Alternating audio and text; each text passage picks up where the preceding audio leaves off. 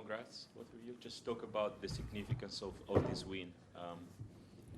Bobs, you will reach #1 in the individual ATP rankings on Monday. Yeah, thank you. First of all, I think the match today we played were extremely difficult. We knew the guys we were playing against for some time now. Unfortunately, we hadn't played them before, but this is the first time we're playing them as a team, and we knew we had to stick to our strengths, and I think we came out really playing some positive tennis. We got an early break, and I think there was one game where Matt was serving, which was a little tricky for us, but I think Matt came up with some big serves to get us through that game and close out that first set. And in the second set, we had Love 40 on their serves. Unfortunately, we couldn't convert, but I think overall we were the better team today. In every department, I think we played extremely well. And the good part, I think we played very aggressive tennis. And every time we're doing that, I think it's always the best scenario for us as a team. And of course, this win gets me to the world #1 ranking once this tournament is done. I think for every player out there, it is a dream. It was my dream, and more so when you're playing the sport for a couple of decades, and then now at this juncture for me to get to world #1, I mean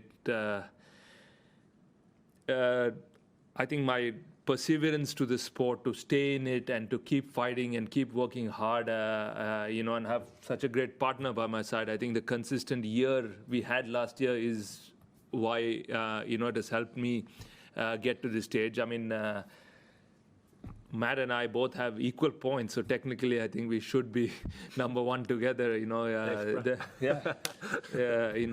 The rules are a little different when you play one tournament more, one tournament less. So hence, I got the little edge, but I'm, 100% sure Matt, will be there as well. But it's still hasn't sunk in fully, to be honest. But yeah, very, very proud. I think Indian tennis, India needed this. We don't really have many tennis players coming up. Sport is slowly coming up. I think it's just going to inspire a lot of people. And I don't think just in tennis, people all over the world, being 40 and above, I think it's just going to inspire them in a different way. Matt? Yeah, I mean, he said it all. It was a big goal of ours when we started this partnership over a year ago. When we talked about it, we said, look, we made our intentions clear. I said, I want to get to world #1. I want to win the slams, the big tournaments. And we've ticked a lot of boxes the last year, and this is another one of those. And yeah, he has the 1, I have the 2 or whatever, but I saw the equal points, so I'm happy to claim that. And hopefully at some spot we get the right digits equally or switch it around or something. But huge milestone. We should acknowledge it. It's an incredible thing for Bobs, especially at his age. I'm pretty sure it'd be the oldest #1. I don't think anyone's. No, I am. Yeah, I was pretty certain. So that's incredible and testament to his hard work this last year. It would have been easy for him to think, I'll just have another decent year and, retire in the next couple of years. But I asked him to commit fully. He pushed himself. We pushed each other. He pushed me to improve. We both improved and we worked hard together. And this is a testament of all that and incredible effort. So, yeah, we should acknowledge it and enjoy it. And at the same time, we know we still got lots of work to do here and another match tomorrow straight away. So after today, we go back to work. Yeah, just to clarify, Rohan will be #1 because he played 3 less tournaments than you over the last 12 months. Yeah. So yeah. I've actually got more points overall. Some don't count. Rohan, congratulations. Thank you. I know you're saying you're still working through it personally. I wonder whether you've had any congratulations yet from people. We know Narendra Modi's a big sports fan. Have you got a text from him or anyone else? And before you answer, can I ask you, Matt? Rohan mentioned earlier this week, end of 2022, you both didn't have partners. he said it was mutual getting together, but also you didn't really have any other options. Can you take us into your mind back then? Me first or him first? Yeah, it was a little bit like that. I mean, there's always a couple of options, but yeah, realistically, you need someone ranked sort of top 30, and we were both in that range, and we were both left looking for partners. Everyone else is mostly always paired up. You know, everyone sort of has their partners at the end of the season. Some guys switch and change, or some guys retire, or whatever. And there's a couple people looking for new partners, and we were both looking. And it worked well. He plays on the juice, I played on the ad. We've known each other for a long time. We thought our games could complement each other well. So we thought, let's have a go. But like I said before, I said I didn't want to just have a go, or like, you know, I had to check in with Bobs what his goals were, what his thoughts were. Did he want another whole season, 2 more? I don't know. You know, obviously all those questions. And when, you know, we've set out for achieve everything and go for the top and the best. And credit to both of us for all our hard work, and you know, especially Bob's being his age. He's, I don't know how many years older than me, 7, 8 years older than me or whatever. So especially at his age, to the amount of work and the schedule and the amount of tournaments and travel and work that we do day in, day out all year, to reach the summit now, for us at this point in our, well, careers and lives, it's incredible. So yeah, I'm very proud of us, and both of us, and of course Bob's as well. Who's been talking to you? Yeah, to be honest, I haven't really checked it. You know, I came out of the court, cooled down, and you know, my famous thing which I do is the ice bath. You know, this is what really has kept me going, and I was straight in there and got a stretch and came here. So I haven't really checked my phone, but I know my phone is, you know, buzzing quite a bit. Yeah, I'll check it peacefully after everything is done, when I get some time and just sit down and you know, enjoy those you know, moments, and you know, of course, get ready and come back tomorrow straight up. You didn't seem to know that Rohan was going to be number 1. I got that from the post-match on-court interview.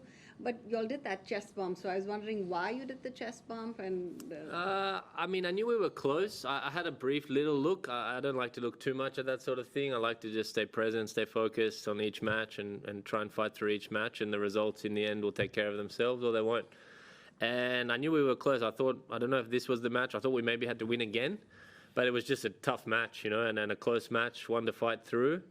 And yeah, I guess there was some special feeling about it for, you know, for us to reach number 1, or well, 1 and 2, whatever.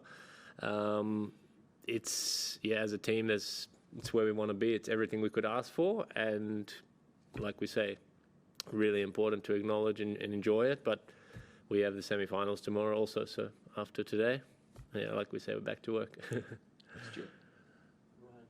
Explain what you've changed, say, in your training and maybe day-to-day life in general to still play so well at 43, say, compared to 10 years ago? First thing, play less tournaments than Matt, to start with.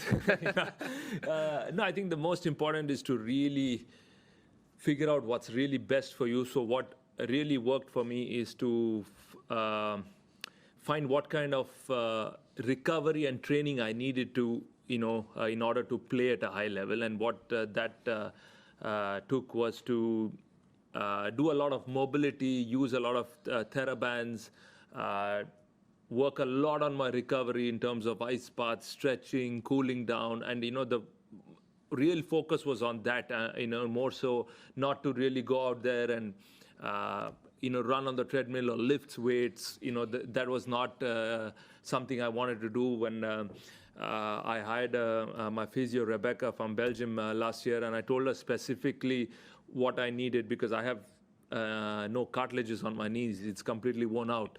So I told her, these are my conditions. I need to strengthen my quads, strengthen my hamstrings and glutes specifically, because so that I won't have any pain, you know, playing these matches. And I said, no matter what happens, even if the days we are practicing, if I'm not 100% fit, that's fine. I want to feel 100% fit during these matches. And, you know, that's the commitment I'd done, you know, when I decided to play with Matt. And I said, okay, let's, you know, I've got a fantastic partner by my side, so I can't just let him down by just saying, you know, I'll just show up on the court. And I think so. That is something I've always had in terms of when I take up a challenge, I try to persevere it and, bring in that willpower. And I think that is what has, helped us as a team a lot. And until today, I mean, if there's someone hitting a drop shot, I still say you. I don't go after it. So. But when I say you run. Yeah, and you get there fast. Yeah, no, but these are specific things which I said, let me focus on what I needed in order to really help myself get better on the court and then work together as a team. Congrats, Rohan. Thank you. You already thought about your career ending some years ago. What kept you going? To be honest, I think that break during the COVID kind of really helped. Those 4 months sitting at home trying to find out, what to do, and that's when I discovered yoga. I mean, it always was there in India, but I never really tried it. I just thought, it was something I wouldn't enjoy it so much, and I tried this Iyengar yoga. That's a specific type of yoga, and luckily I found a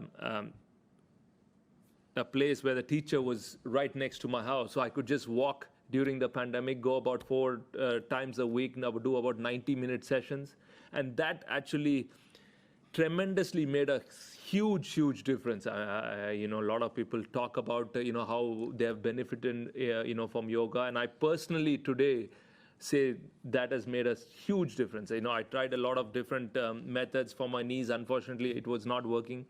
And I think yoga, in a way, not only strengthened my legs, my body, but also, I think, made me calmer on the tennis court.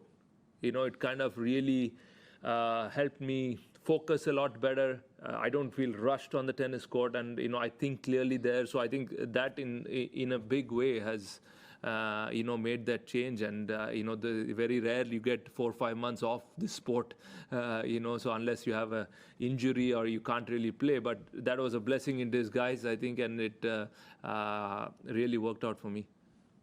Megan, last one. Great match, you guys. Rohan, question for you. Just when did you really realize that you could make it? Obviously, you had the goal to become world number 1, but was there a moment that you really realized that, wow, I can make it to world number 1? And where is it going through your head today during the match? No, I think end of last year we had really some good matches. We were extremely close to finishing as a team also number 1, and also if we had won US Open, the Grand Slams, and few other Master Series which we lost in the final, I think we were close. So I definitely knew coming into starting this year, if I did well in a Grand Slam, and the Grand Slams are the ones you get maximum points. So there's a good opportunity for me to do well, and not really worry about everything around it. And thankfully for me, we played well this week so far, and we got 2 more matches to go, and the job is not really done, but it's still fantastic to be where I am today. 2 more there and there. Regarding the court bubbling, is that a point of frustration for players? Do you think there's something better could be done to prevent that from happening? A little bit. I mean, I've played here since I was 14 years old in Melbourne at these courts. I don't think I've ever seen bubbles in the courts here. Around the world, sometimes it happens, but here I've never seen it. So yeah, it was a bit surprising, I would say, and yeah, a little bit frustrating. Even out there, we wanted to just flatten them and play on and get, we already started the match. Better to just keep going, and we're all warm and playing out there. So a little bit frustrating, I guess, but I think Bob said earlier, experience would show us better that we don't play that match with bubbles everywhere and keep worrying that they're there. Let's just get a clean court and move. It was the best decision, I think. We moved on, and that was it. Yeah. Last one. Question for both of you guys. Now that you've made 3 consecutive semi-final appearances at a Grand Slam, is there a sense that you sort of wish you joined forces together earlier in your careers? Yes and no. I was obviously playing singles and focusing on that for 15, 16, 17 years, playing doubles as well as much as I could, but Bobs was specialising in doubles for a long time. I wouldn't have been able to make that full commitment to a doubles specialist, let's say, while I was playing singles. So on my terms, no, not really. I transitioned to doubles in the last couple of years, and that's worked, but yeah. No, I think it's extremely difficult to say that. I played with so many, partners across these years, and you don't know where you can, click with somebody. I think after a long period of time, I think I found somebody I could play the entire season with, and that definitely makes a difference. You grow as a team, and I think we've also learned from each other, what works for us, what our strengths are, and how we can, improve. And I think, absolutely, in hindsight, it would have been amazing if, we would have played for a long period of time. But still, I mean, we're enjoying where we are today, and I think there's no really complaints on that. Thank you. Thank you, guys. Thanks.